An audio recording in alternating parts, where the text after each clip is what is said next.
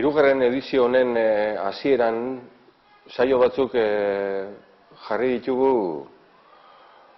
euskal kulturgintza bere parametroetan kokatzeko, ezta? Eta bere parametroak zeintzu dira?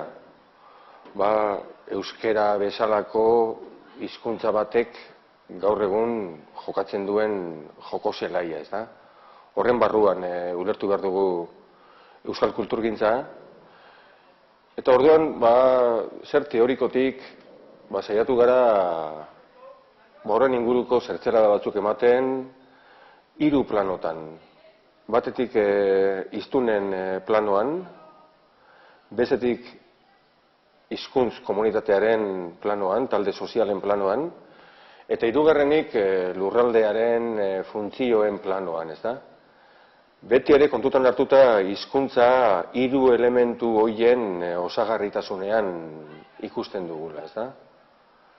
Beraz, hizkuntza da hiztunek hizkuntz komunitateen bitartez, talde sozialen bitartez, eremu konkretuetan, funtzio konkretuetan egiten duten hori, ezta?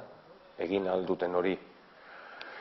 Alde horretatik, norbanakoari begira, ikusi dugu ze eratako tipo linguistikoak dauden hizkuntzetan, bai hizkuntza handietan eta baita hizkuntza txikiagoetan ere, ezta? Elebitasunaz hitz egiten dugunean, ze eratako pertsona elebidunez ari gara. Zeintzu dira euskerak behar dituen, zein eratako pertsona elebiduna behar ditu euskerak 21. mendean. Eta horra azaldu zaigu, hiztun oso edo euskaldun oso kontzeptua, ezta? Zer dan hori? Azkenean, bere beharrei, egungo gizartean, euskeraz erantzuteko adina, gaitasun, adina motivazio daukan pertsona hori, ezta? Hor koka genezake, adibidez, euskal sortzailea bera, ezta? Euskal sortzailearen beraren izaera, gaitasun linguistikoa, motivazioak euskal kulturan aritzeko, sortzeko, norengana iristeko eta abar, ezta? Eta alde hortatik ikusi dugu, geroz da importantzia gehiago izango duen gai, sigurrenik, ez da? Asko inporta zaigula zenbatekoa den hiztunen kantidadea, eta hori bezain importantea dela zein nolakoak diren hiztunak, ez da? Beraz, kantitateaz gain, eta horren parean, eta garrantzi gero eta gehiago emanez, hiztunen kalitatea hartu behar dugula aintzat, ez da? 21. mendean zertarako erabiliko dugun. Beste bada hizkuntz komunitatearen zera, ezta? Eta hori bere biziko importantzia duka. Ez zaigu horren beste inporta zenbat hiztun garen, baizik eta jakinaren gainean denok gaztelania edo frantsesa badakigula, euskararen eta euskararen behar erreala de facto desagertuta dago, ezta?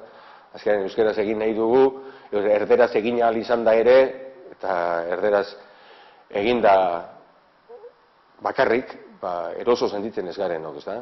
Eta orduan, hizkuntz komunitate horri nola eman forma. Euskal kulturari dagokionez, sormen lan hori nola eratzen dugu gure inguruan. Ze bozgorailu jartzen dio euskal komunitateak produktu horiek gizarteratzeko. Ze funtzioetan, intimidadean eta gertuko komunitatean gauza bada, lanean beste gauza bada, herriaren planoa, nazioaren planoa, eta abartabar. Eta hori ikusi dugu beraz, hizkuntza normalizatzen eta desorekatzen zein nola joaten diren. Eta azkenik, apurat lurraldeen eta funtzioen planoa, ez da?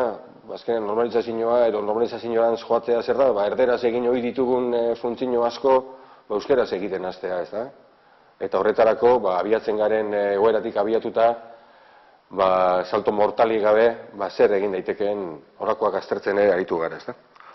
Orduan, hiru plano horietan ibili gara, hor kokatu euskal kulturgintza, eta horrekin batera, ariketa batzuk ere egin ditugu bertako ikasleekin, bai norberaren motivazioak eta desmotivazioak euskararekin eta euskal kulturarekin aritzeko, zein atzetik begira, gaur egunera arte, eta zein gaur egunetik aurrera begira, ezta?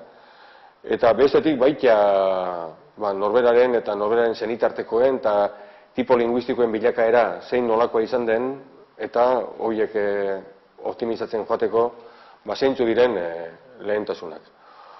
Orduan, ariketekin eta gainerakoekin, teoriarekin, uste dugu marko bat jartzen ari garela ikasturtean zehar jasoko ditugunak kokatzeko.